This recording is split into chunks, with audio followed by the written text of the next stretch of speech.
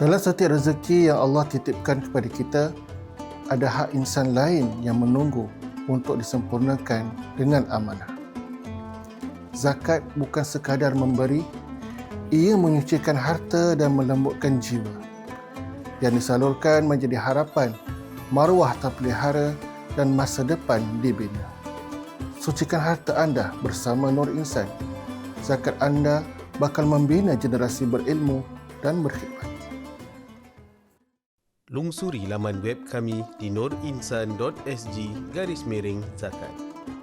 Sila buat pembayaran melalui PayNow atau bank transfer.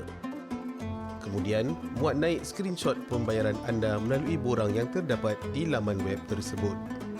Moga Allah Subhanahu Wa Taala menyucikan harta kita melalui ibadah zakat ini.